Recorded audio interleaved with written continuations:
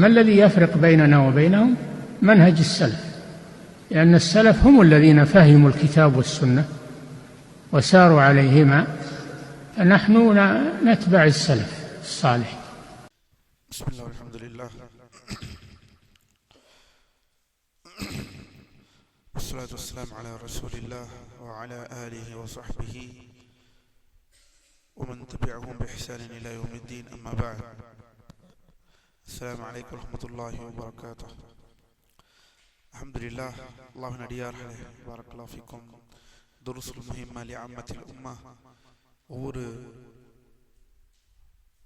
இந்த பாடம் நேற்று ஆரம்பிக்கப்பட்டது. குணாதிசயங்கள் ஒவ்வொரு முஸ்லிமும் கடைபிடிக்க வேண்டிய மார்க்கம் அங்கீகரிக்கப்பட்ட மார்க்கம் அங்கீகரித்த நற்குணங்கள். இந்த நற்குணங்களின் வரிசையில் இதுவரை எத்தனை பார்த்தோம்? முதல் விஷயம் உண்மை, உண்மையாளராக இருக்க வேண்டும், பொய்யனாக இருக்கக்கூடாது. இதை பார்த்தோம். அடுத்தது என்ன பார்த்தோம்? என்ன குணாதிசயம்?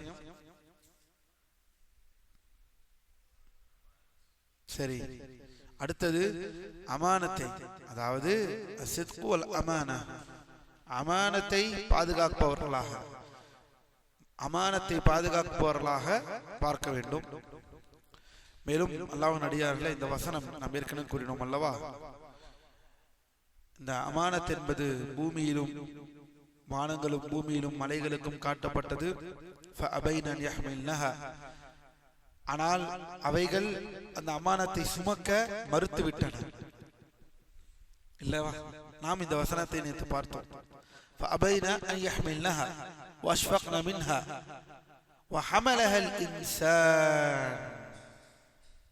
கவனியுங்கள், இந்த வசனத்தில் அல்லாஹ் அமானத்தை வானம் பூமி மலைகளுக்கு காட்டினான்.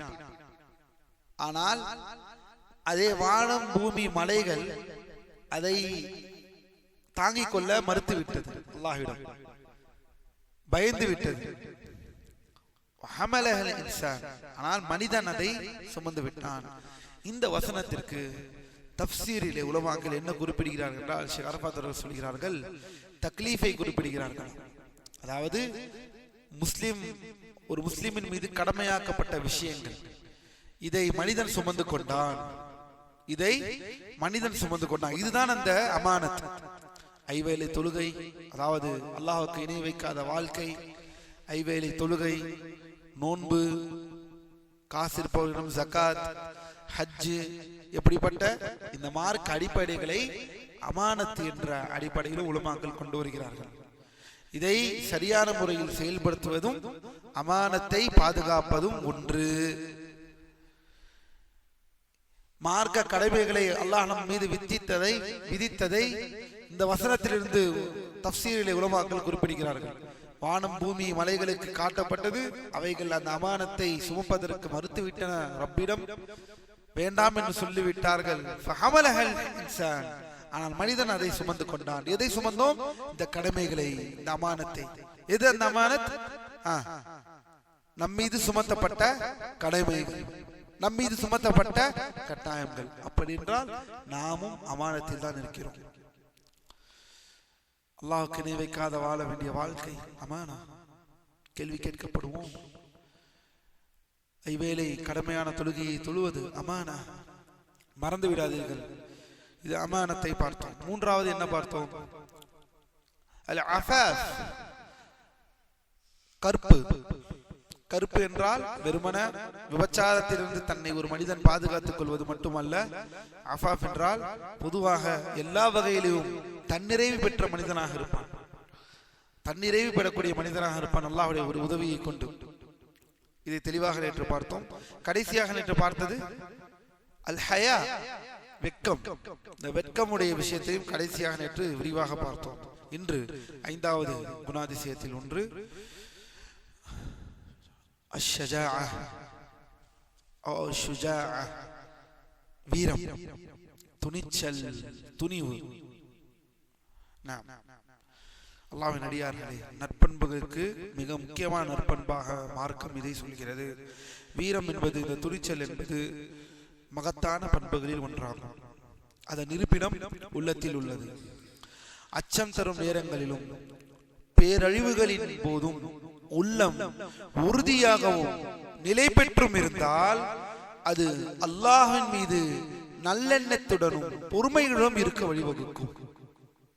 நம் வாழ்க்கையில் எவ்வளவு பெரிய கஷ்டங்கள் வரும் பொழுதும், எவ்வளவு பெரிய சோதனைகள் வரும் பொழுதும், எவ்வளவு பெரிய பேரழிவுகள் வரும் பொழுது ஒரு முஃமினிடம் அந்த துணிச்சல், அதை எதிர்கொள்ள வேண்டிய அந்த வீரம் இருக்கும் பட்சத்தில் அது எதை வழிவகுக்கும் என்றால் அல்லாஹ் மீது நல்லெண்ணத்தை வழிவகுக்கும். இது ஒன்றுமில்லை, பார்த்துக் கொள்ளலாம். இதை கடந்து விடுவோம்.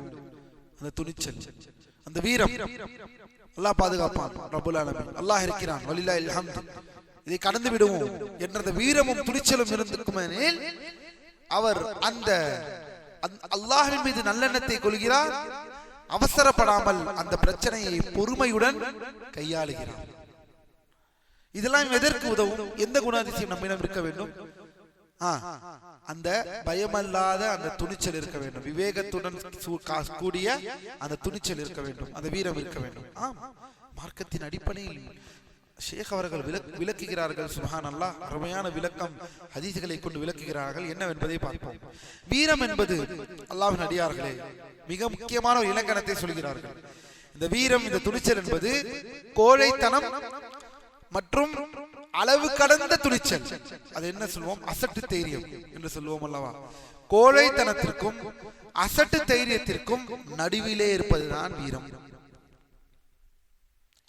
கோழைத்தனமும் இருக்கக்கூடாது. இது ஜவான், இது கோழை, பயந்தாங்குழி, எல்லாத்துக்கும் பயப்படுவது, பயந்து பயந்து வாழ்வது. அதற்கும் அசட்டு தைரியம், அளவு கடந்த தைரியம். இது அரபி மொழியில் அத்தஹவூர் என்று சொல்வோம். தஹவூர் என்றால் அவரை பார்த்தால் வீரம் போல தெரியாது. அதாவது எந்த இடத்திலே அறிவை பயன்படுத்தி எது நல்லது எது தீமை, இந்த இடத்தில் சென்றால் இது தவறு, இப்படி இருக்க வேண்டும் என்பதை எல்லாம் யோசிக்காமல் கண்ணா பின்னா என்று இருப்பது வீரமாக இருக்கிறேன் என்று. இதுவும் இருக்கக்கூடாது, கோழைத்தனமும் இருக்கக்கூடாது. இது இரண்டிற்கு மத்தியில் நடுநிலையா இருப்பதுதான் வீரம், இதுதான் துணிச்சல். இந்த குணாதிசயத்தை பற்றி தான் நாம் பார்த்து கொண்டு வருகிறோம். ஷேக் அவர்கள் பின்னர் இதை விளக்குகிறார்கள். கவனியுங்கள் அல்லாஹ்வின் அடியார்களே, சன்மார்க்க போரில் அல்லாஹ் சுப்ஹானஹு வ தஆலா சஹாபாக்களுக்கு ஜிஹாதில் ஈடுபடுமாறு கட்டளையிட்டான். மேலும் அவர்களும் அதை ஏற்றுக்கொண்டு வீரத்துடன் உறுதியுடனும் போரிட்டார்கள். ஏனெனில் அல்லாஹ் சொல்கிறான், ரப்புல் ஆலமீன் ரப்புஸ் ஸமாவாதி வல் அர்த் வகாத்திலு ஃபீ ஸபீலில்லாஹி அல்லதீன யுகாத்திலூனகும்.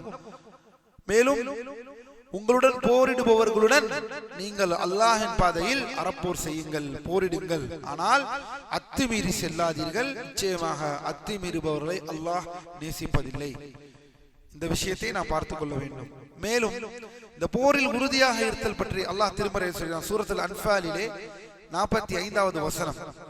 சூரா அன்ஃபாலிலே 45வது வசனத்திலே அல்லாஹ் சொல்கிறான், ரப்புல் ஆலமீன், கவனியுங்கள், ஃபஸ்புது வذ்குருல்லாஹ கஸீரன் லஅல்லகும் துஃப்லிஹூன். நீங்கள் உறுதியுடன் இருங்கள், தைரியமாக உறுதியுடன் இருங்கள். மேலும் அல்லாஹ்வை அதிகமாக நினைவு கூறுங்கள், நீங்கள் வெற்றி அடைவீர்கள், நீங்கள் வெற்றி அடையக்கூடும். நபி ஸல்லல்லாஹு அலைஹி வஸல்லம் அவர்கள் வலிமையான முஃமினை, விசுவாசியை புகழ்ந்து கூறினார்கள்.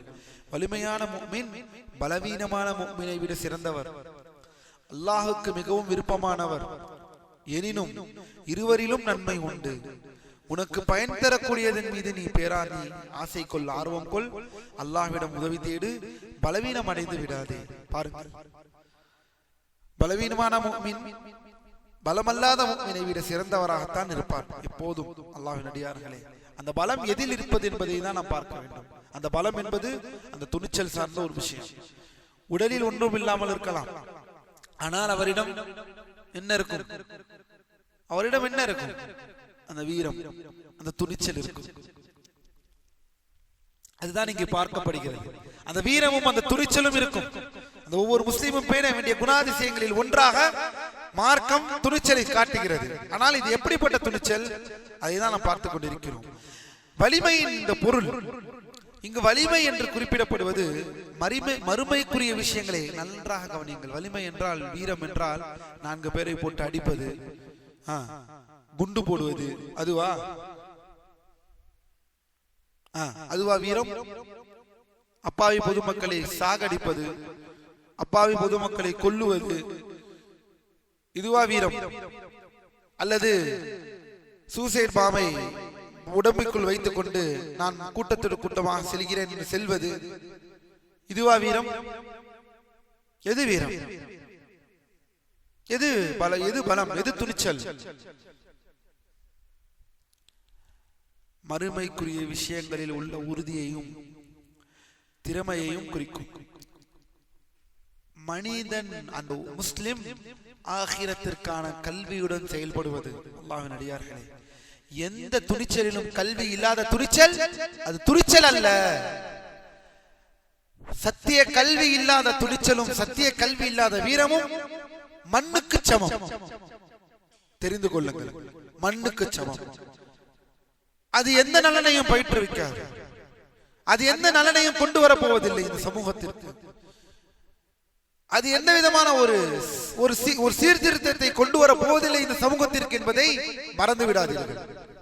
இந்த துணிச்சல், இந்த வீரம் அனைத்தும் அல்லாஹ்வுடைய கல்வி, அல்லாஹ்வுடைய மார்க்க கல்வியை பொருட்டு அதன் அடிப்படையில் கட்டமைத்திருந்தால் மட்டுமே தான் இந்த துணிச்சலும் இந்த வீரமும் போன்ற இந்த குணாதிசயங்கள் ஒரு முஃமினுக்கு அழகாக தெரியும். அப்படி இல்லை எனில் அல்லாஹ்வின் அடியார்களே, அது துணிச்சலாக பார்க்கப்படாது, அது அறிவு கெட்டத்தனம் என்று பார்க்கப்படும். மேலும் இந்த ஜிஹாதுடைய விஷயத்தில், இந்த போர் செய்யக்கூடிய விஷயத்தில் ஒரு துணிச்சல் எவ்வாறு மனிதனுக்கு பயன்படும், முஸ்லிமுக்கு பயன்படும் என்று ஷேக் சொல்லும் பொழுது, சஹாபாக்கள் அல்லாஹ் கட்டளையிட்டதும் அவர்கள் எதிரியை எதிர்கொள்ள அதிக துணிச்சலுடன் இருப்பார்கள். எதிரியை நாடி செல்வதில் விரைவாக இருப்பார்கள். மேலும் நன்மையை ஏவுதல் மற்றும் தீமையை தடுத்தல் போன்றவற்றில் உறுதியுடன் இந்த துணிச்சல் என்ற வீரம் என்ற இந்த குணாதிசயம் எங்கெல்லாம் வந்தால் எங்கெல்லாம் பிரயோஜனமாக இருக்கும் என்றால், ஒரு அங்கீகரிக்கப்பட்ட ஆட்சியாளர் கீழ் ஜிஹாதும் சன்மார்க்க போர் நடந்தது என்றால் அதில் இந்த துணிச்சல் இருக்கக்கூடியவர்கள் போரில் சிறப்பட செயல்படுவார்கள், சிறப்பாக முறையில் செயல்படுவார்கள். இது ஒரு பக்கம். மற்றொன்று, நன்மை தீமை ஏவுவதில், அழைப்பு பணி செய்வதில், சத்தியத்தை மக்களுக்கு காட்டுவதில் துணிச்சலுடன் செயல்பட்டால் எத்துணை நன்மைகள், எத்துணை நன்மைகள். எதற்கும் பயப்படாமல் அவதூறுகள் வந்தால் அதை புறந்தள்ளி கொண்டு, எத்துணை பொய்யான அவதூறுகளையும் புரட்டுகளையும் பொய்களையும் வீசினால் அதை எதிர்கொண்டு நாம் சத்தியத்தில் இருக்கிறோம், அல்ஹம்துலில்லாஹ், நன்மையை ஏவுவோம் தீமையை தடுப்போம் என்ற அந்த துணிச்சல். மேலும் ஷேக் சொல்கிறார்கள், அதற்காக ஏற்படும் துன்பங்களை பொறுத்துக் கொள்ளும் ஆற்றலுடனும் இருப்பார். அதுவும் விஷயம். அந்த துணிச்சல் வரும் பொழுது பொய்யாலும் புரட்டாலும் அவதூறுகளாலும் சதிகளாலும் ஏற்படக்கூடிய பிரச்சனைகளை எதிர்கொள்ளக்கூடிய ஆற்றலும் அவரிடம் வந்துவிடும். ஏனெனில் அவரிடம் மார்க்கம் அங்கீகரித்த மார்க்க அடிப்படையில் உள்ள அந்த துணிச்சல் இருக்கின்றது. இவ்வாறு கவனியுங்கள், இவ்வாறு அல்லாஹுக்காக கஷ்டங்களை சகிப்பவராக தொழுகை, நோன்பு, அதுக்கார்கள் மற்றும் அனைத்து வணக்கங்களிலும் ஆர்வம் கொண்டவராக அவற்றை தேடுவதிலும் நிலைநாட்டுவதிலும் சுறுசுறுப்புடன் செயல்படுபவராக இருக்க வேண்டும். இதுதான் துணிச்சல். இது எதுவுமே இல்லாமல் வீரம், நம்மளாம் யார் தெரியுமா, நம்மளாம் யார் தெரியுமா என்று சொல்லிக்கொண்டு, நம்ம எந்த வம்சம் தெரியுமா, நம்ம யாருடைய வகையாரா தெரியுமா என்றெல்லாம் வெட்டியாக பேசிக்கொண்டு, கல்வி என்றால் என்னவென்றே தெரியாது, ஐவேளை தொழுகை ஒழுங்காக தொழுதிருக்க மாட்டான், அவன் தெருவோரம் என்று துணிச்சலையும் வீரத்தையும் பற்றி பேசிக் கொண்டிருந்தால், அல்லாஹ்வின் அடியார்களே, அல்லாஹ் நம்மை பாதுகாக்க வேண்டும். இதல்ல வீரம். இது மார்க்கம் சொன்ன விளக்கம் அல்ல, இது மார்க்கம் சொன்ன இலக்கணம் அல்ல என்பதை நாம் புரிந்து கொள்ள வேண்டும். அடுத்ததாக நபி அவர்களின் வீரம் எடுத்துக்காட்ட வேண்டாமா? இந்த உம்மத்தின், இந்த உலகம் பார்த்த, உலகம் இதுவரையும் கண்டிராத ஒரு மாபெரும் தலைவர், ஒரு மாபெரும் ஆளுமையின் வீரத்தை மிக மிக மிக அழகான முறையில் ஒரு சம்பவத்தை சுப்ஹானல்லாஹ் ஷேக் அவர்கள் விளக்குகிறார்கள். அல்லாஹ் லேசாக்கி தர வேண்டும். மிகவும் அழகான விஷயம் இதை மிகவும் அழகாக பதிவு செய்கிறார்கள். நபி ஸல்லல்லாஹு அலைஹி வஸல்லம் அவர்கள் வீரத்திற்கு மிகச்சிறந்த உதாரணங்களை நிலைநாட்டினார்கள். மிகவும் துணிச்சலும் வலிமையும் உள்ளவராக இருந்தார்கள். போரில் நெருப்பு தீவிரமாக இருக்கும் பொழுதும் சஹாபாக்கள் அல்லாஹ்வின் தூதர் ஸல்லல்லாஹு அலைஹி வஸல்லம் அவர்களுக்கு பின்னால் தங்களை தற்காத்துக் கொள்வார்கள். இதுதான் வீரத்திற்கு அடையாளம். சஹாபாக்கள் யாருக்கு பின்னால்? யாருக்கு பின்னால்? அல்லாஹ்வின் தூதருக்கு பின்னால் தங்களை. ஏனெனில் தலைவனை பார்க்கும் பொழுது, இந்த உலகம் கண்டிராத ஒரு ஆளுமையை பார்க்கும் பொழுது அப்பேற்பட்ட ஒரு துணிச்சலும் அப்பேற்பட்ட ஒரு வீரத்தையும் இதுவரை, உண்மையிலேயே சொல்கிறேன் அல்லாஹ்வின் அடியார்களே, இதுவரை இந்த பூமி பார்த்திராத ஒரு வீரம். இந்த பூமி இதுவரை பார்த்திராத வீரம் என்றால் அல்லாஹ்வின் தூதருடைய வீரம் ஸல்லல்லாஹு அலைஹி வஸல்லம். கவனியுங்கள், ஹுனைன் போர்க்களம் நமக்கெல்லாம் தெரியும். ஹுனைன் போர்க்களம், சஹாபாக்கள் பலர் அந்த நேரத்தில் ஒரு சில சம்பவங்கள், சஹாபாக்கள் பலர் சிலர் சிதறி ஓடுகிறார்கள். ஹுனைன் போர்க்களத்தில் சஹாபாக்களில் சிலர் சிதறி ஓடுகிறார்கள். அப்போது அல்லாஹ்வின் தூதர் கோவேரி கழுதை கேள்விப்பட்டிருக்கீங்களா? மியூல். என்னது அந்த கழுதை? என்ன? குதிரைக்கும் குதிரைக்கும் கழுதைக்குமாய் பிறந்ததை தான் என்ன என்று சொல்வோம்? மியூல் என்று சொல்லுவோம், கோவேரி கழுதை என்று சொல்லுவோம். அதில் அமர்ந்து கொண்டு, எதில் அமர்ந்து கொண்டு? போர்க்களம். கவனியுங்கள், போர்க்களம் சற்று வலுவிழந்து இருக்கிறோம். சஹாபாக்களும் இங்கும் அங்கும் ஓடுகிறார்கள். கோவேரி கழுதை போர்க்களம், இங்கும் அங்கும் ஓடிக்கொண்டிருக்கிறார்கள் சஹாபாக்கள். மிகவும் கொஞ்சம் சற்று மிக்க இக்கட்டான சூழ்நிலை ஏற்படுகிறது. கோவேரி கழுதையில் அல்லாஹ்வின் தூதர் அமர்ந்து கொண்டு, அந்த கோவேரி கழுதையில் அமர்ந்து கொண்டு, மற்ற போர்க்களம் எப்படி இருக்கும்? கோவேரி கழுதை எங்கே இருக்கிறது?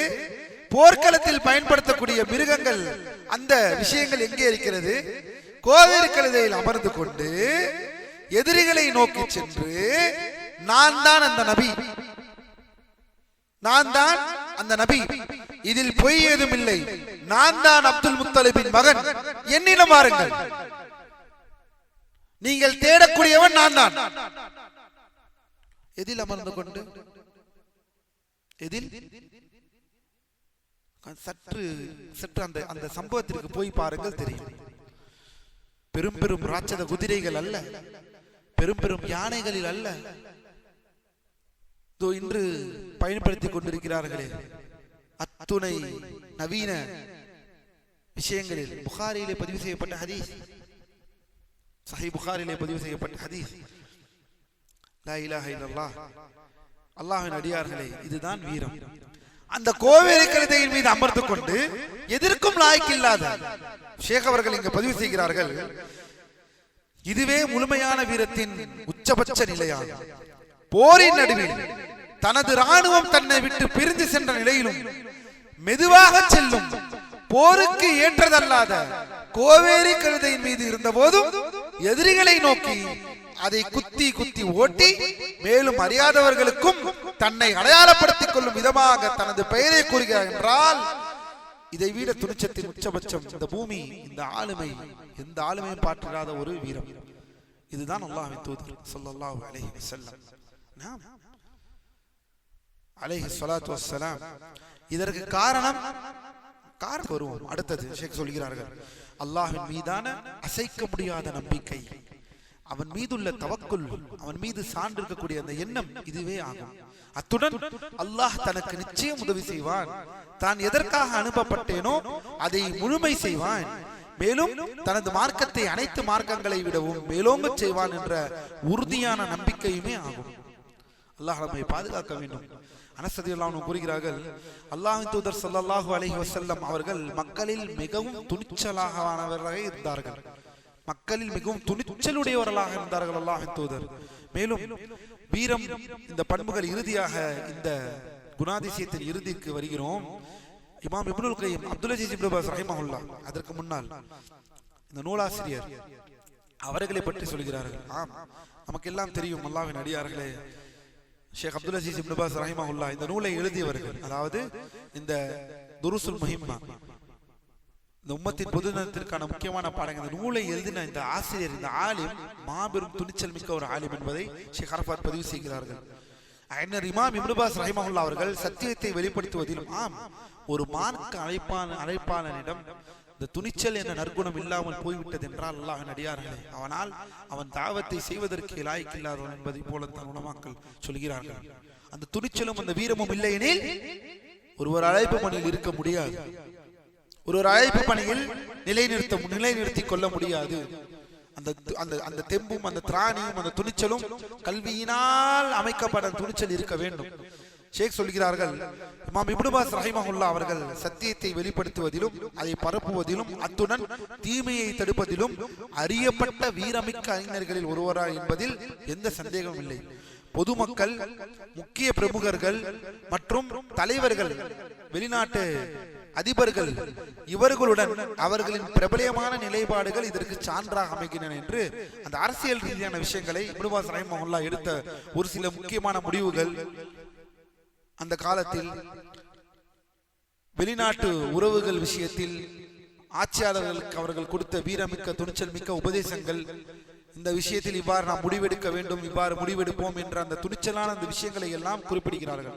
1999 மரணித்த இமாம் 80கள் 90களில் சவுதி அரேபியாவில் நாட்டுடைய பாதுகாப்பிற்கும் நாட்டுடைய திறத்தன்மைக்கும் அச்சுறுத்தல் ஏற்படக்கூடிய விஷயங்களில் எல்லாம் அங்கிருந்த அப்பொழுது ஆட்சியாளர்கள் அன்னைக்கு இருந்த மாபெரும் இமாமான இப்னு பாஸ் ரஹிமஹுல்லாஹ் அவர்களிடமே ஆலோசனை பெறுவார்கள்.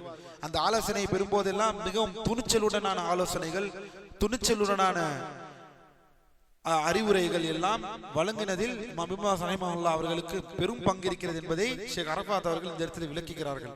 இது ஒவ்வொரு ஆலிமிடம் இருக்க வேண்டிய மாபெரும் பண்பு, துணிச்சலுடன் செயல்படுவது அல்லாஹ்வின் அடியார்கள்.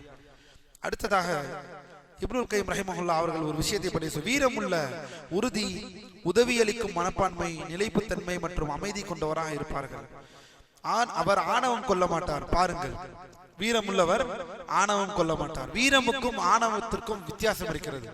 துணிச்சல் என்பது வேறு, ஆணவம் என்பது வேறு. வீரம் என்பது வேறு, ஆணவம் என்பது வேறு. வீரமுள்ளவர் உதவி அளிக்கும் மனப்பான்மையுடன் இருப்பாராம், ஆணவம் கொள்ள மாட்டார்.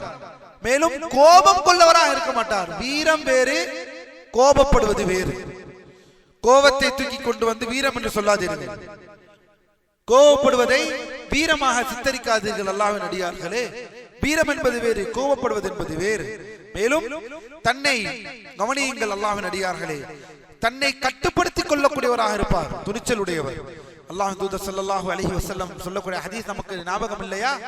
சிரம்பட்டு மல்யுத்தம் செய்பவர், அதாவது மல்யுத்தம் செய்பவரும் சண்டை போடுவரும் உடல் வலிமையை காட்டுபவர் கடுமையானவர் அல்ல, கோபத்தின் தன்னை கட்டுப்படுத்திக் கொள்பவரே உண்மையான வலிமையானவர். அவர்தான். அந்த கோபம் வரும் பொழுது அதை கட்டுப்படுத்தக்கூடிய அந்த மனப்பான்மையை ஏற்படுத்திக் கொள்ளவில்லை என்றால் நாம் எல்லாம் என்ன வலிமை நம்மிடம் இருக்கிறது? இறுதியாக இப்னுல் கய்யிம் ரஹிமஹுல்லாஹ் சொல்கிறார்கள், வீரம் உள்ளவரை பற்றி விவரிக்கும் பொழுது அந்த துணிச்சல் மிக்க மனிதரை பற்றி விவரிக்கிறார்கள் இப்னுல் கய்யிம். கவனியுங்கள், அவர் விரிந்த மார்புடன் என்றால் உடல் அமைப்பை பற்றி மட்டும் சொல்லவில்லை, அதாவது அனைத்தையும் உள்வாங்கிக் கொள்ளக்கூடிய தன்மையாக இருப்பார். அவர் தான் வீரம் உள்ளவர். என்னை பற்றி பேசிவிடாதே, என்னை பற்றி பேசிவிடாதே, என்னை பற்றி ஏதாவது பேசிவிட்டீர்கள் என்றால் நான் அதை தாங்கிக் கொள்ளவே மாட்டேன். என்னை பற்றி நன்மையை மட்டுமே என்னை பற்றி மக்கள் பேச வேண்டும். பயப்படுவோம், யாராவது என்னை பற்றி ஏதாவது பேசிவிடுவார்களா, பயந்து உழுவோம். வீரம் உள்ளவரிடம் விரிந்த மார்பு இருக்கும். அப்படி என்றால் என்ன? பேசு. அது தவறு என்றால் நான் தௌபா செய்வேன். அது தவறில்லை என்றால் கண்டு கொள்ளாமல் போய்கொண்டே இருப்பேன். வீரம் உள்ளவரிடம் இப்னுல் கய்யிம் ரஹிமஹுல்லாஹ் மதா தூஃபிய இப்னுல் கய்யிம்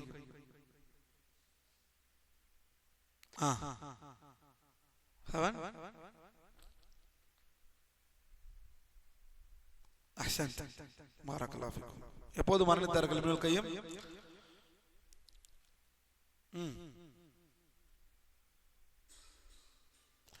கவனியுங்கள் அல்லாஹ்வின் அடியார்களே, விசாலமான வீரம் விரிந்த மார்புடனும் விசாலமான உள்ளத்துடனும் அகன்ற மனதுடனும் இருப்பார். இவர்தான் வீரம் உள்ளவர். அந்த உள்வாங்கக்கூடிய அந்த தன்மை அவரிடம் இருக்க வேண்டும். கோழை என்பவன், கவனியுங்கள், கோழை என்பவன் அல்லாஹ்வின் அடியார்களே மக்களில் மிகவும் இறுக்கமான மார்புடனும் மிகவும் சுருங்கிய உள்ளத்துடன் இருப்பான். எப்போது கோழைத்தனம் வந்து விட்டதோ அப்போதே எந்த ஒரு கன்ஸ்ட்ரக்டிவ் கிரிட்டிசிசம் எடுத்துக்கொள்ள மாட்டோம். நீங்க இப்படி செஞ்சா நல்லா இருக்கும் எடுத்துக்கொள்ள மாட்டேன். ஏன்னா பயம், தன்னை பற்றி யாரும் எதுவும் பேசிவிடக் கூடாது. அந்த தைரியம் இல்லாமல் இருப்பார். அந்த மன வலிமை அவரிடம் இருக்காது. அல்லாஹ்வின் அடியார்களே, அல்லாஹ்வுக்கு பயப்படுங்கள். விமர்சனம் என்பது இருக்கத்தான் செய்யும். எல்லாவற்றுக்கும் எல்லா வகையிலும் விமர்சனம் என்பது இருந்து கொண்டேதான் இருக்கும். கடைசி இந்த விமர்சன வாழ்க்கை என்பது இல்லாமல் கிடையாது. உலமாக்களே இது விதிவிலக்கல்ல. என்ன செய்தாலும் எப்படி செய்தாலும் விமர்சனம் என்பது மனிதனை வந்து கொண்டே இருக்கும். விமர்சனம் இல்லாமல் வாழ்க்கை கிடையாது. ஆனால் விமர்சனத்தை லாவகமாக கையாள கற்றுக்கொள்ளுங்கள். மார்க்க ரீதியாக அதை எவ்வாறு அணுக வேண்டுமோ அவ்வாறு அணுக கற்றுக்கொள்ளுங்கள். அல்லாஹ்வின் அடியார்களே, இப்னு கய்யிம் ரஹிமஹுல்லாஹ் சொல்கிறார்கள், விலங்குகளை இந்த கோழை என்பவன் எப்படி என்றால் விலங்குகளை போன்ற இன்பங்களை தவிர அவனுக்கு எந்த மகிழ்ச்சியோ மனநிறைவோ இன்பமோ அல்லது நிம்மதியோ இருக்காது. எனக்கு ஒரு கேள்வி, கோழை என்பவன் விலங்குகளை போன்ற இன்பங்களை தவிர அவனுக்கு எந்த மகிழ்ச்சியோ மனநிறைவோ இன்பமோ அல்லது நிம்மதியோ இருக்காது. அது என்ன இங்கு விலங்குகளுக்கான இன்பமை தவிர, அதாவது விலங்குகளை போன்ற இன்பங்கள் தவிர, இதற்கான விளக்கம் என்ன? யாருக்கு தெரியும்? ஒரு கோழை வலிமை இல்லாதவன், பயப்படக்கூடியவன். இங்கெல்லாம் நாம் பயப்படக்கூடாது, துணிச்சலுடன் இருக்க வேண்டும். என்றால் நம் மார்க்கத்திற்கே நாம் ஆபத்தில் இருக்கிறோம் என்ற அந்த நிலையில் இருப்பவன் விலங்குகளை போன்ற இன்பங்கள் தவிர அவனுக்கு எந்த மகிழ்ச்சியோ மனநிறைவோ இன்பமோ அல்லது நிம்மதியோ இருக்காது. விலங்குகள் போன்ற இன்பங்கள் என்றால் என்ன?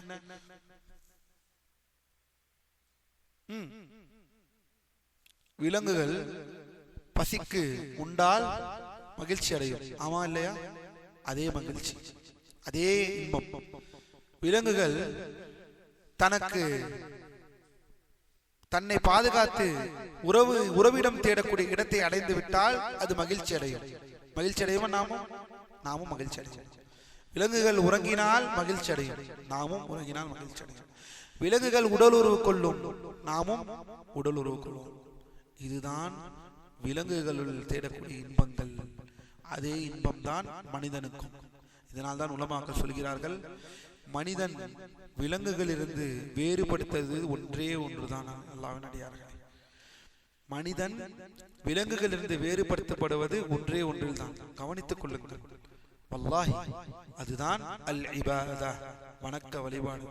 இந்த வணக்க வழிபாடு என்ற இந்த மாபெரும் பண்பை எப்போது ஒரு மனிதன் இழக்கிறானோ அவனும் மிருகமும் ஒன்று என்றே மார்க்கம் பார்க்கிறது.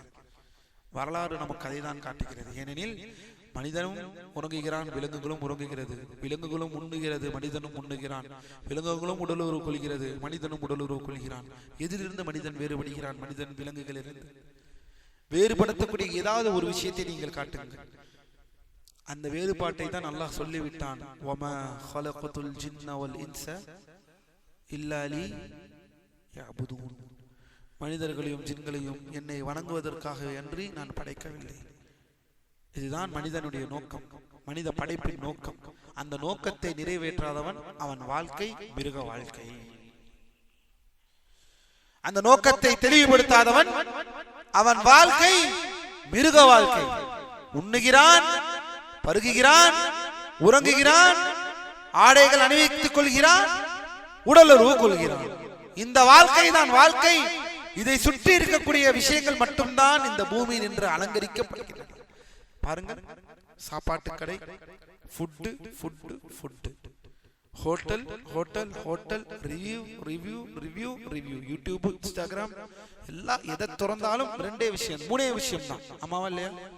சாப்பாடு ரிவ்யூ, ஃபுட்டு, சாப்பாடு review, dress offer, food offer. இங்கே போனால் அது கிடைக்கும், அங்கே போனால் இது கிடைக்கும், இங்கே போனால் அப்படி கிடைக்கும். என் பேரை சொல்லுங்கள், உங்களுக்கு 50 கூப்பன் கிடைக்கும். அது இது சாப்பாடு மூன்றாவது மறைமுகமான வாழ்க்கை, அல்லாஹ் பாதுகாக்க வேண்டும். ஊழல் உறவு சம்பந்தப்பட்ட பூமி அழைக்கக்கூடிய விஷயங்கள். இந்த மூன்றை தவிர இந்த உலகம் எதில் செல்கிறது? காட்டி விடுங்கள் அல்லாஹ்வின் அடியார்களே. எதுவுமே இல்லை. இதுதான் இந்த வாழ்க்கையை மட்டுமே ஒருவன் வாழ்ந்து கொண்டு இதற்காகவே தன் வாழ்க்கையை முன்னெடுத்து செல்கிறான் என்றால் இதுதான் மிருக வாழ்க்கை. அதேதான் இப்னுல் கய்யிம் ரஹிமஹுல்லாஹ் சொல்கிறார்கள், எந்த மகிழ்ச்சியோ மனநிறைவோ இன்பமோ அல்லது நிம்மதியோ இருக்காது. பாருங்கள், இதை தாண்டி இந்த மனநிறைவு இன்பம் என்றெல்லாம் ஈமானிலும் மறுமை நாளுடைய வாழ்க்கையின் சிந்திப்பிலும் தான் இருக்கிறது. இதையே நாம் உணர மாட்டேங்கிறோம். அதன் உற்சாகமாகவே ஒவ்வொரு இந்த இன்பம், அந்த ஈமானிய உணர்வு, அந்த சந்தோஷம், இது அனைத்தும் ஒவ்வொரு கோழைக்கும் ஒவ்வொரு கஞ்சனுக்கும் அல்லாஹ்வை விட்டு விலகி இருப்பவருக்கும் அவனது நினைப்பை பற்றி அறியாதவர்க்கும் அவனையும் அவனது திருப்பெயர்கள் அவனது பண்புகள் மார்க்கம் ஆகியவை பற்றி அறியாதவர்க்கும் உள்ளத்தால் மற்றவிடத்தில் ஒட்டி கொண்டிருக்கும் ஒவ்வொருவருக்கும் தடுக்கப்பட்டுள்ளது. பாருங்கள், யாருக்கெல்லாம் தடுக்கப்பட்டது? கோழை, கஞ்சன், அல்லாஹ்வை பற்றி அறிந்து கொள்ளாதவன், அல்லாஹ்வை பற்றி படிக்காதவன், கல்வியை அறியாதவன், இப்படிப்பட்ட மனிதர்கள் அனைவர்களுக்கும் இந்த இன்பம், அந்த ஈமானிய சுவை தடுக்கப்பட்டு விட்டது. அல்லாஹ் நம்மை பாதுகாப்பானாக. அல்லாஹ் நம்மை பாதுகாப்பானாக. அடுத்ததாக ஆறாவது நற்குணம் அல் கரம். வீரமுள்ள சமூகமாக அல்லாஹ் நம்மை ஆக்குவானாக. அடுத்ததாக அல் கரம். அது என்ன அல் கரம்? தாராள குணம். தாராள குணம். சுப்ஹானல்லாஹ். பாருங்கள், ஷேக் அவர்கள் கூறுகிறார்கள், தாராள குணம். கரம் என்றால் என்ன? தாராள குணம் என்பது இந்த கரம், அந்த ஈகை, அந்த ஜூத், அந்த ஈகைத்தனம், அந்த ஈகை குணம் மற்றும் நன்மைக்கான வழிகளில் செலவு செய்தல் ஆகியவை நாம் கடைபிடிக்க வேண்டிய மகத்தான பண்புகளில் ஒன்றாகும். ஆம், அல்லாஹ்வின் அடியார்களே, ஒரு மனிதர் தாராள குணமிக்கவராகவும் ஈகை கொண்டவராகவும் இருந்தால் அவர் அல்லாஹ்வின் பாதையில் செலவு செய்வார், வறுமைக்கு பயப்பட மாட்டார்.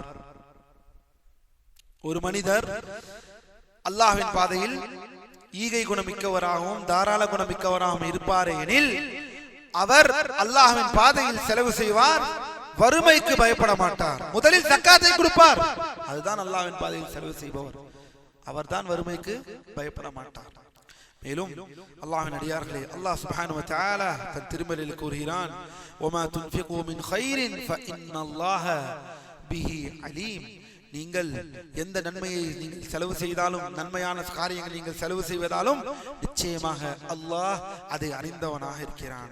மேலும் அல்லாஹ்வின் அடியார்களே, நபி ஸல்லல்லாஹு அலைஹி வஸல்லம் அவர்கள் சொல்கிறார்கள், நம்ம எல்லோருக்கும் தெரியும், இத்தகுன் நார் வலவ் பிஷ்ஷக் அவ் வலவ் பிஷ்ஷி தம்ரா. என்ன அர்த்தம்? என்ன அர்த்தம்? ஒரு பேரிச்சம்பழத்தின் துண்டை கொடுத்தேனும் நீங்கள் நரகத்திலிருந்து உங்களை பாதுகாத்துக் கொள்ளுங்கள். அல்லாஹ்வின் அடியார்களே, செலவு செய்யுங்கள், ஜக்காத்தை நிறுவுங்கள், ஜக்காத்தை பார்த்து ஜக்காத்தை பேணுங்கள். ஜக்காத் கடமையானது. சதக்கா என்று வந்துவிட்டால் கரம் தாராளமாக வழங்க வேண்டும், உதவி செய்ய வேண்டும், செலவு செய்ய வேண்டும் என்று வந்துவிட்டால் வெறுமன பாக்கெட்டில் இருக்கக்கூடிய 5 ரூபாய் 10 ரூபாய் அல்லது 500 ரூபாய் 1000 ரூபாய் கொடுத்து உதவுவது மட்டும் அல்ல, அதற்கும் மேலானது, இதுக்கு தலைமையான விஷயம் தொழுகை என்று வந்துவிட்டால் உங்களுக்கு என்ன தோணும்? ஐவேளை தொழுகை யோசிப்பீர்களா அல்லது சுன்னத் தொழுகை யோசிப்பீர்களா? தொழுகை என்றால் ஐவேளை தொழுகை தான கடமை, அதை தானே அல்லாஹ் கட்டளையிட்டான். சரி, அதே போல செலவு செய்ய வேண்டும், உதவி செய்ய வேண்டும், பண உதவி செய்ய வேண்டும், அது என்று வந்துவிட்டால் வெறுமன முசாபருக்கு 10 ரூபாய் 15 ரூபாய் மதீனா ரமதான் வந்தவுடன் சில்லறையை மாற்றிக்கொண்டு ஜவுளி கடையில் கொண்டு போய் 1000 2000 ரூபாய் இருந்தால் அதை கொண்டு அப்படியே சில்லறையாக மாற்றிக்கொண்டு 2 ரூபாய் 3 ரூபாய் 10 ரூபாய் ஆயிருக்கு, 10 ரூபாய் காயின், அதை கொடுப்பதா? அல்ல.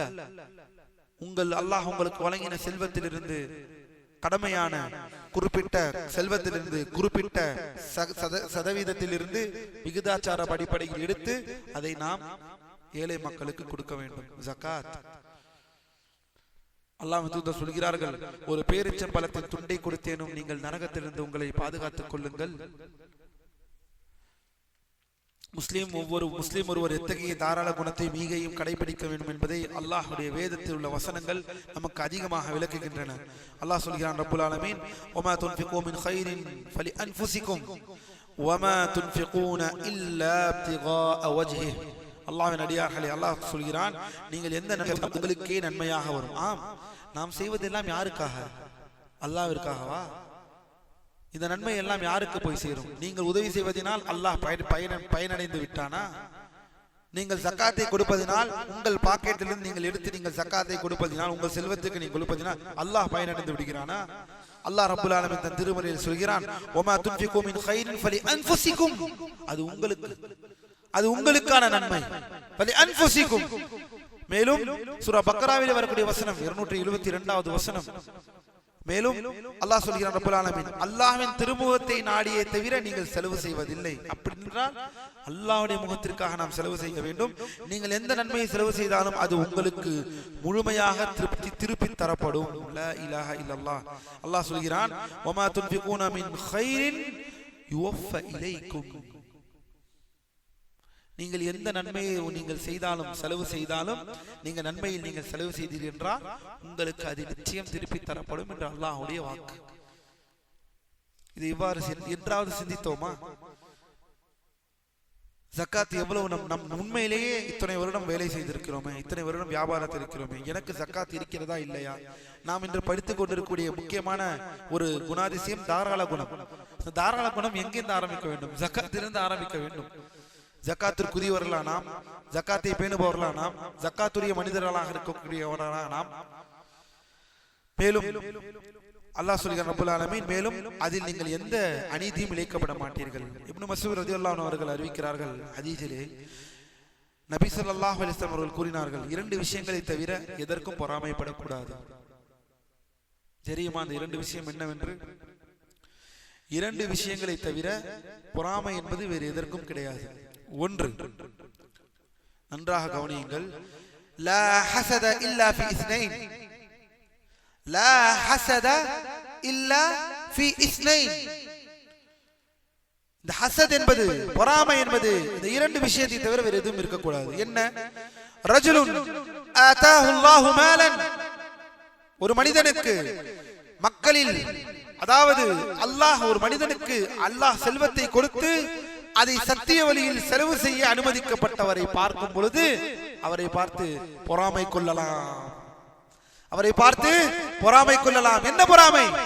நானும் அவரை போல செய்ய வேண்டும், நானும் அவரை போல வழங்க வேண்டும், நானும் அவரை போல மக்களுக்கு அவருடைய ஜக்காத்தை வழங்கியது போல், அவருடைய சதக்காக்களை அவர் வழங்கியது போல் தாராள குணத்துடன் செயல்படுகிறாரே, நானும் அதே போல செய்ய வேண்டும் என்று அவரை பார்த்து பொறாமை கொள்ள வேண்டும். இது முதல் விஷயம். 2வது விஷயத்தை சொல்கிறார்கள், ஏற்கனவே நமக்கு எல்லாம் தெரிந்தது, கல்வி. ஒரு மனிதன் அல்லாஹ் ஞானத்தை, இந்த கல்வியை, ஞானத்தை கொடுத்திருக்க, ஐ ரஜுலுன் ஆதாஹு அல்லாஹு மாலன் ஃபஸல்லதஹு அலா ஹலகதிஹி ஃபில் ஹக் வ ரஜுலுன் ஆதாஹு அல்லாஹு ஹிக்மா ஃபஹுவ யக்தி பிஹா வ யுஅல்லிமுஹா. அந்த கல்வியை தானும், அந்த கல்வியை படித்து நியாயமான முறையில் தீர்ப்பளிப்பான், நியாயமான முறையில் பதிலளிப்பான். பதிலளிப்பதோடு மட்டுமல்லாமல் பிறருக்கும் அந்த கல்வியை கற்றுக் கொடுப்பான். இதை செய்பவர்களையும், தாராள குணத்துடன் செயல்படுபவர்களையும் பொறாமை கொள்வதில் தவறில்லை என்று அல்லாஹ் தூதர் சொல்கிறார்கள். அப்படி என்றால் என்ன? போட்டி போட்டுக் கொள்ள சொல்கிறார்கள். அவர்களை பார்த்து போட்டி போடும் என்ற விஷயம் 2 இருக்கிறது என்றால் அது ஒன்று தாராள குணம், அல்லாஹ்வின் பாதையில் செலவு செய்பவரை பார்க்கும் பொழுது.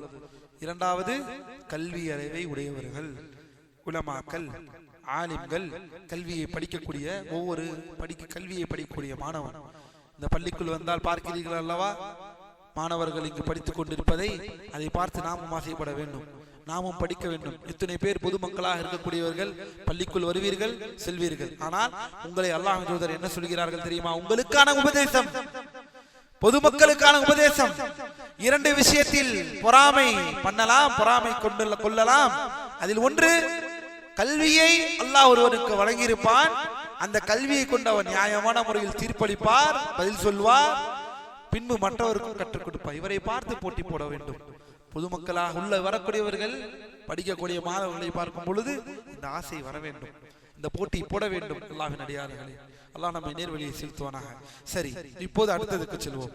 நபி ஸல்லல்லாஹு அலைஹி வஸல்லம் அவர்களின் இந்த ஈகைத்தனம், அவர்களிடம் தாராள மனம் எவ்வாறு இருந்தது? வீரத்தை எல்லாம் பார்த்தோம் அல்லவா, வீரத்திற்கு எடுத்துக்காட்டை பார்த்தோம் அல்லவா. அல்லாஹ்வின் தூதர் நபி ஸல்லல்லாஹு அலைஹி வஸல்லம் வீரத்தை பார்த்தது போல் அவர் ஈகை குணத்தை பார்ப்போம். நபி அவர்கள் ஸல்லல்லாஹு அலைஹி வஸல்லம் மக்களில் மிகவும் ஈகை குணம் கொண்டவராக இருந்தார்கள். தாராள குணம். எப்படி என்றால் வருகிறது பாருங்கள். ரமதான் மாதத்தில் ஜிப்ரீல் அலைஹிஸ்ஸலாம் அவர்களை சந்திக்கும் போது அவர்கள் ஈகை தாராள குணம் அதிகமாக இருக்கும். ரமதானில் செலவு செய்பவர்களாக இருப்பார்கள்.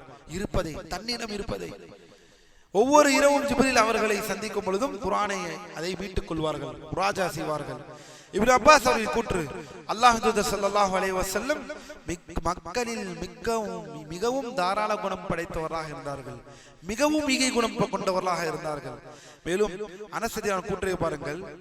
அல்லாஹ்வின் அடியார்களே, நபி ஸல்லல்லாஹு அலைஹி வஸல்லம் அவர்கள் கஞ்சத்தனத்தை தம்மிடம் இருந்து மறுத்தார்கள். கஞ்சத்தனத்தை மறுத்து தாராள குணத்தின் முழுமையை தெளிவாக காட்டினார்கள் மக்களுக்கு. கஞ்சனாக இருப்பதிலிருந்து உங்களை பாதுகாத்துக் கொள்ளுங்கள். அல்லாஹ்வின் அடியார்களே, தாராள குணம் இருக்குமெனில் கஞ்சத்தனம் இருக்கக்கூடாது. கஞ்சனாக இருந்து விடாது. அல்லாஹ் இந்த தன்மையை இகழ்கிறான். அல் பகீல் அல் புக்ல், இந்த கஞ்சத்தனத்தை அல்லாஹ் இகழ்கிறான், அல்லாஹ் புகழவில்லை. கஞ்சனாக இருந்து விடாதீர்கள். தாராள மனப்பான்மை மனதிற்குள் கொண்டு வாருங்கள். அல்லாஹ்வின் அடியார்களே, புகலாவாக இருந்து விடாதீர்கள். மேலும் கவனியுங்கள், கருணை மற்றும் போரின் பொழுது கவனியுங்கள், அதே ஹுனைன் போர்க்களம் மறுபடியும் வருகிறது. ஹுனைன் போரில் கிராமவாசிகள் நபியிடம் வருகிறார்கள். அதாவது ஆராபுகள் நபியிடம் வருகிறார்கள். எதுக்கு வருகிறார்கள்? யாசகம் கேட்டு வருகிறார்கள். நபி அவர்களிடம் யாசகம் கேட்டு வருகிறார்கள். யாசகம் கேட்டு நெருக்கியதால், அதாவது சூழ்ந்து விட்டார்கள் மக்கள். இவர்தான் அந்த நபி. ஏனெனில் ஆராபுகள் தெரியும் அல்லவா, அவர்கள் மக்களுக்கு சாதாரண பொதுஜன மக்களுடைய வாழ்க்கையை வாழாமல் சற்று ஊருக்கு வெளிப்புறத்தில் இருந்து இருப்பார்கள். அவர்களிடம் சில நேரம் ஒரு சில கடுமையான விஷயங்களை நாம் அவர்களிடம் பார்க்க முடியும். அந்த அடிப்படையில் என்ன ஆகிவிட்டது என்றால், இப்போதே ஒரு பள்ளிவாசலில் இருந்து நாம் வெளியே வந்தால், அல்லது எங்கேயாவது ஒரு இடத்திலே உணவு கொடுக்கப்படுகிறது, எங்கேயாவது சாப்பாடு தரப்படுகிறது என்றால் உடனடியாக நாம் சூழப்படுகிறோமா அல்லவா? உடனடியாக சூழப்படுகிறோம். அன்று பாருங்கள், நபி அவர்களை ஆராபுகள் வந்து சந்திக்க வரும் பொழுது யாசகம் கேட்டு நெருக்கி விட்டார்கள். நபியாவை யாசகம் கேட்டு நெருக்கி விட்டார்கள். நெருக்கிவிட்டு எந்த அளவிற்கு நெருக்கி விட்டார்கள் என்றால், அந்த ஒரு மரத்திற்கு கீழ் தள்ளப்பட்டார்கள். முள்செடி சமுரா என்ற ஒரு மரத்திற்கு கீழ் முள்செடியின் கீழ் தள்ளப்பட்டு விட்டார்கள். அதாவது நெருக்கி நெருக்கி நெருக்கி நெருக்கி நெருக்கி நெருக்கி எல்லாம் வரும் பொழுது ஆராபுகள் எல்லாரும் என்ன செய்கிறார்கள்? ஆராபுகள் யார்? சஹாபாக்கள் தான். ஈமான் கொண்ட நிலையில் அல்லாஹ்வை பார்த்து ஈமான் கொண்ட நிலையில் இருக்கிறார்கள் சஹாபாக்கள் தான். நெருக்கி நெருக்கி வந்து விட்டார்கள். அந்த மரத்தில் இருக்கக்கூடிய ஒரு முள் என்ன ஆகிறது என்றால், அல்லாஹ்வின் தூதரின் சால்வையை கிழித்துக் கொண்டது. அந்த சால்வையை குத்தி விட்டது, கிழித்திருது. மரமுடைய முற்செடிகள் இருக்கின்றன. அல்லாஹ்வின் தூதர் ஓரங்கட்டப்பட்டு விட்டார்கள். எங்களுக்கு தாருங்கள், எங்களுக்கு தாருங்கள், எங்களுக்கு தாருங்கள் என்று. அவ்வாறு கிழித்ததுடன் அப்போது அவர்கள் நின்று கொண்டு கூறினார்கள், சால்வை பிஞ்சதில் சால்வை எடுத்து விட்டார்கள். அவர்கள் வைத்திருந்த உடலில் தோளில் போட்டிருந்த சால்வையை, அவர்களுடைய துணியின் மேல் போட்டிருந்த சால்வையை எடுத்து விட்டார்கள். அந்த சால்வையை எடுத்தவுடன் அல்லாஹ்வின் தூதர், என் சால்வையை என்னிடம் கொடுங்கள். சால்வையை கூட விட்டு வைக்கவில்லை அல்லாஹ்வின் தூதரிடம் இருந்து. அவரிடம் இருந்த அந்த அவர் உபயோகிக்க ஒரு பொருளை அந்த இடத்தில், அந்த நெருக்கியதில் எடுத்து விட்டார்கள். அந்த சால்வையை எடுத்து விட்டார்கள். எடுத்து விட்டவுடன் சொல்கிறார்கள், அல்லாஹ்வின் தூதர், என்னிடம் எடுத்த அந்த பொருளை திருப்பி கொடுங்கள். இந்த முள் மரங்கள் பக்கத்தில் இல்லவா, அந்த முள் மரங்கள், இந்த முள் மரங்கள் எண்ணிக்கைக்கு, இந்த என்னை சுற்றி இருக்கக்கூடிய இந்த முள் மரங்கள் எண்ணிக்கைக்கு, முஸ்லிம்களே, மக்களே, இந்த முள் மரங்களின் எண்ணிக்கைக்கு ஒட்டகங்கள் என்னிடம் இருந்தால் நிச்சயமாக நான் சொல்கிறேன், அதையும் நான் உங்களுக்கு பிரித்து கொடுத்து விடுவேன். நீங்கள் என்னை கஞ்சனாகவோ, நீங்கள் என்னை கஞ்சனாகவோ, நீங்கள் என்னை பொய்யனாகவோ நீங்கள் காண மாட்டீர்கள். நீங்கள் என்னை கஞ்சனாகவோ, நீங்கள் என்னை பொய்யனாகவோ, நீங்கள் என்னை கோழையாகவோ என்னை நீங்கள் பார்க்க மாட்டீர்கள். ஆனால் என் சால்வையை கொடுத்து விடுங்கள். என்னிடம் அது என்னுடைய பொருள், நான் உபயோகிப்பது, கொடுத்து விடுங்கள். இந்த முள்செடி எண்ணிக்கையில் ஒட்டகம் என்னிடம் இருந்தால் அதையும் நான் உங்களிடம் கொடுத்து விடுவேன். இதல்லவா ஈகை குணம், இதல்லவா தாராள குணம், இதல்லவா ஒரு மாணவி, இதல்லவா இந்த பூமி பார்க்க வேண்டிய ஒரு ஆளுமை. அல்லாஹ் நம்மை நேர்வழியிலே செலுத்துவானாக. எப்பேற்பட்ட ஒரு விஷயங்களை ஷேக் அரஃபாத் ஜஸாஹுல்லாஹ் கைர் அல்லாஹ் யஹ்ஃபதுஹு ஆசிரியர் என்னுடைய ஷேக் அரஃபாத் எவ்வளவு அழகாக இந்த சம்பவங்களை இங்கே ஒவ்வொன்றாக ஒவ்வொரு குணாதிசயமும் நபி அவர்கள் சம்பந்தப்பட்ட குணாதிசயங்களோடு தொடர்ந்து பட்டியலிட்டு வருகிறார்கள். லா இலாஹ இல்லல்லாஹ். மேலும் அல்லாஹ்வின் அடியார்களே பாரக்கல்லாஹு ஃபீக்கும். அடுத்தது பாருங்கள், ஒரு மனிதர் நபி ஸல்லல்லாஹு அலைஹி வஸல்லம் அவர்களும் வந்து அவர் கொடுத்த அந்த ஈகையை பெற்றுக்கொண்டு தன் சமுதாயத்திடம் திரும்பி செல்வது சொல்வார்களாம், என் மக்களே பாருங்கள், ஊரிலிருந்து வெளியிலிருந்து வருவார்கள், இஸ்லாத்தை ஏற்றுக்கொண்டு வருவார்கள். அல்லாஹ் என்ன செய்வார்கள், வாரியவர்களுக்கெல்லாம் வழங்கினவர்கள் தானே அந்த கை, தனக்கு இல்லை என்றாலும். நீங்க இதுதான் இங்க கவனிக்கணும் இஹ்வான். அல்லாஹ்வுடைய பொருளாதார நிலை எப்படி இருந்தது என்பதை யோசித்து பாருங்கள். அவர்கள் எவ்வாறு எந்த நிலையில் மரணித்தார்கள் என்பதை யோசித்து பாருங்கள். மனிதனிடம் ஒன்றும் இல்லை ஸல்லல்லாஹு அலைஹி வஸல்லம், ஆனால் எல்லாம் இருந்தது, எல்லாம் இருந்தது, தனக்கு பயன்படுத்திக் கொள்ளவில்லை. வந்தவர்களுக்கு பாரி வழங்கின கை. எந்த அளவிற்கு இது போய்விட்டது என்றால் மக்கள் வருவார்களாம், அவர்கள் கொடுத்த இந்த ஈகையை பெற்றுக்கொண்டு தன் சமுதாயத்திடம் சென்று சொல்வார்களாம், என் மக்களே நீங்கள் இஸ்லாத்தை தழுவுங்கள், என் மக்களே நீங்கள் இஸ்லாத்தை ஏற்றுக்கொள்ளுங்கள், ஏனெனில் முஹம்மது அவர்கள் வறுமைக்கு பயப்படாமல் அள்ளி வழங்குகிறார்கள் என்று கூறும் அளவுக்கு அவரிடம் அந்த ஈகை இருந்தது.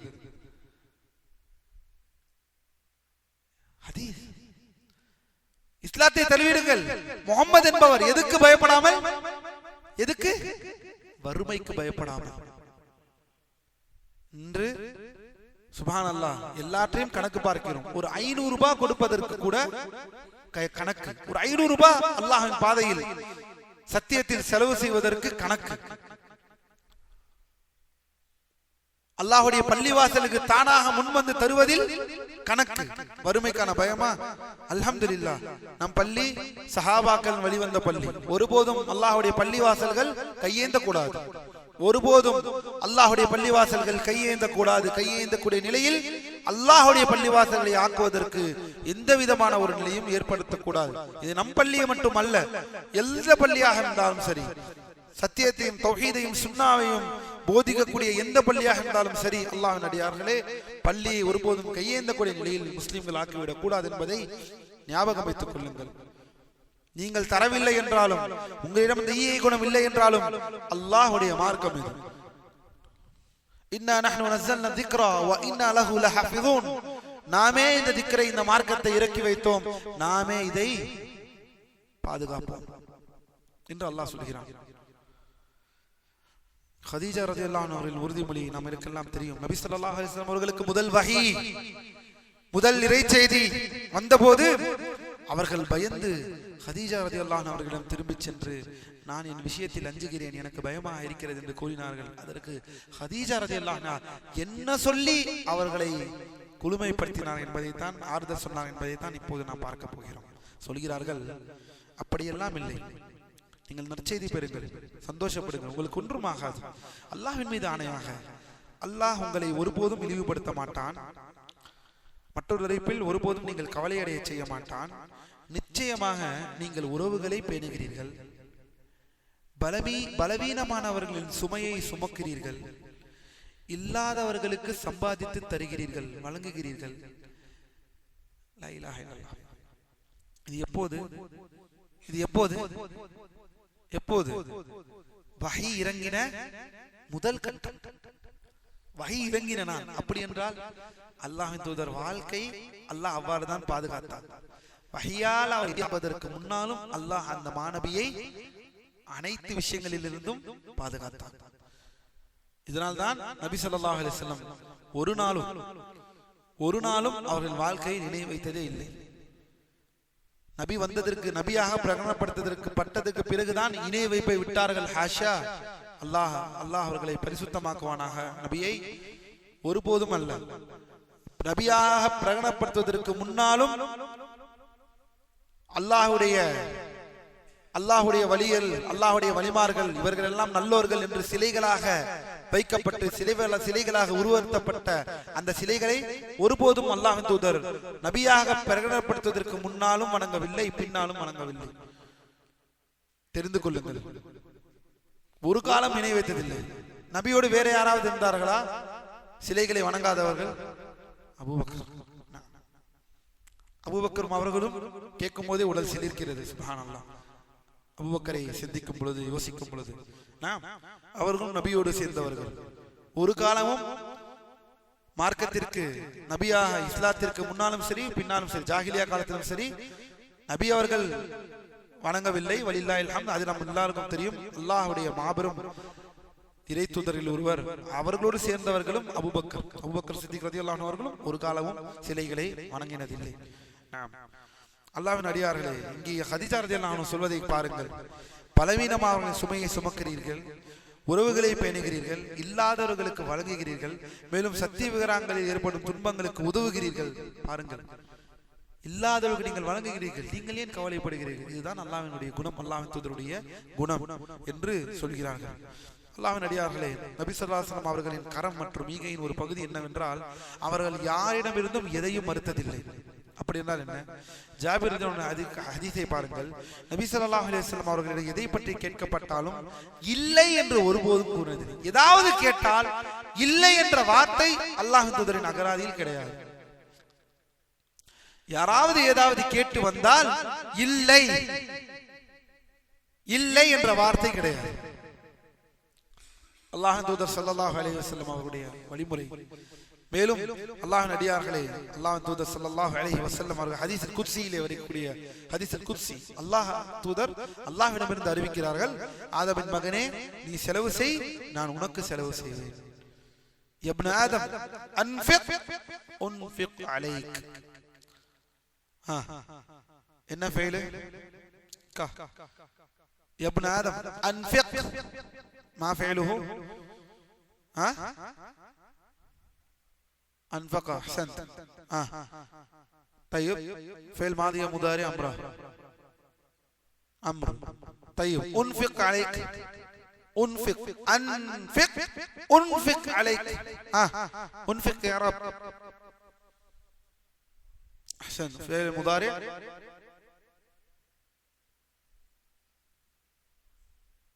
أنفق. فعل المضارع مجزوم بلام الشرطية. مجزوم ஏன்னா ஷர்த்தியால வருது. طيب கவனியுங்கள், நபி ஸல்லல்லாஹு அலைஹி வஸல்லம் அவர்கள் கூறினார்கள், ஒவ்வொரு நாளும் அடியார்கள், கவனியுங்கள், ஒவ்வொரு நாளும் அடியார்கள் காலை பொழுதை அடையும் போது 2 மலக்குகள் இறங்குகிறார்கள். அவர்களில் ஒருவர், யா அல்லாஹ், உன் பாதையில் செலவு செய்பவனுக்கு பிரதிபலனை கொடு என்று கூறுவார். மற்றொரு மலக், யா அல்லாஹ், உன் பாதையில் செலவு செய்யாமல் தடுத்து நிறுத்துபவனுக்கு நாசத்தை கொடு என்று சொல்லக்கூடிய ஹதீஸை ஷேக் அரஃபாத் இங்கு பதிவு செய்கிறார். அல்லாஹ்வுடைய ஈகை குணம் எவ்வளவு முக்கியமான முஸ்லிம் ஒரு பண்பு என்பதை மறந்து விடாதீர்கள். இந்த ஈகை குணம், இந்த தாராள குணம், செலவழிக்கூடிய விஷயங்கள், தனக்குடைய அடிப்படையை மறுப்பதை இஸ்லாம் சொல்லவில்லை. தனக்கு அல்லாஹ் வழங்கின இந்த விஷயத்தை, ஹக்கை, ஜக்காத்தில் இருந்து ஆரம்பமாகி உதவிக்கரம் நீட்டக்கூடிய அந்த நற்குணம் இல்லை என்றால், மலக்குகளில் ஒருவர் இந்த செலவு செய்யாமல் தடுத்திருப்பவனுக்கு நாசம் உண்டாகட்டும் என்று கேட்கிறார்கள் ஒரு மலக். அதுவே மற்றொரு மலக், அல்லாஹ்வின் பாதை, உன்னுடைய பாதையில் செலவு செய்பவனுக்கு இவனுக்கு பிரதிபலனை கொடு, நன்மையை கொடு என்று கேட்கிறார்கள் என்றால், அல்லாஹ்வின் அடியார்களை கவனியுங்கள். இதுவே ஒரு முஸ்லிம் கடைபிடிக்க வேண்டிய ஈகையும் தாராள குணமுமாகும். அவர் தனது முஸ்லிம் சகோதரர்களின் தேவைகளை தெரிந்து கொள்ள வேண்டும். ஷேக் சொல்கிறார்கள், இதுவே ஒரு முஸ்லிம் கடைபிடிக்க வேண்டிய ஈகையும் தாராள குணம், தனது முஸ்லிம் சகோதரர்களின் தேவைகளை தெரிந்து கொள்ள வேண்டும். நாம் ஏற்கனவே சொன்னோம், மிஸ்கீன் என்பவன் யாசிப்பவன் அல்ல மிஸ்கீன். பார்த்தால் அவர் மிஸ்கீன் என்று தெரியும், ஆனால் அவர் கேட்க மாட்டார். சஹாபாக்கள் எவ்வாறு இருந்தார்கள் நேற்று பார்த்தோம். அவ்வளவு வறுமை மிக்கவராக இருப்பார்கள், வலிமை இல்லாதவராக இருப்பார்கள். இதை எடுத்து கொடுங்கள், தவக்குலை வைத்தது கூட இந்த சாட்டையை எடுத்துக் கொடுங்கள் என்று கேட்க கூட மாட்டார்கள் என்றால் எப்படி தனக்கு சாப்பாடு வேண்டும் என்று கேட்டுக்கொள்வார்கள்? லா இலாஹ இல்லல்லாஹ். அடுத்ததாக அல்லாஹ்வின் அடியார்கள் இறுதிக்கு வருகிறோம். மேலும் அல்லாஹ் கடமையாக்கிய ஜக்காத்தை அவர் மனப்பூர்வமாக வழங்க வேண்டும். ஏனெனில் ஜக்காத் ஒருபோதும் செல்வத்தை குறைக்காது. தர்மம் ஒருபோதும், இந்த ஜக்காத் ஒருபோதும் செல்வத்தை குறைக்காது என்று சொல்லி இந்த குணாதிசயத்தை ஷேக் அவர்கள் நிறைவு செய்கிறார்கள். அல்லாஹ் நம்மை நேர்வழியை செலுத்துவானாக. அல்லாஹ்வின் அடியார்களே, இன்று நாம் பார்த்த, எழுதிக் கொள்ளுங்கள், இதுவரை பார்த்தது எத்தனை குணங்கள்? இந்த குணங்கள் எல்லாம் நம் வாழ்க்கையில் இருக்கிறதா? இந்த குணங்கள் எல்லாம் நாம் கொண்டு வந்து செயல்படுத்துகிறோமா? முதல் குணம், உண்மையாளராக இருக்கிறோமா? உண்மை மிக்க மனிதராக இருக்கிறோமா? இரண்டாவது குணம், அமானத்தை பாதுகாக்கிறோமா? அமானத் என்பது அல்லாஹ் நமக்கு வித்திட்ட கடமைகளிலிருந்தே ஆரம்பமாகிறது. நம்மிடம் கொடுக்கப்பட்ட பொருள்களிலிருந்து ஆரம்பமாகிறது.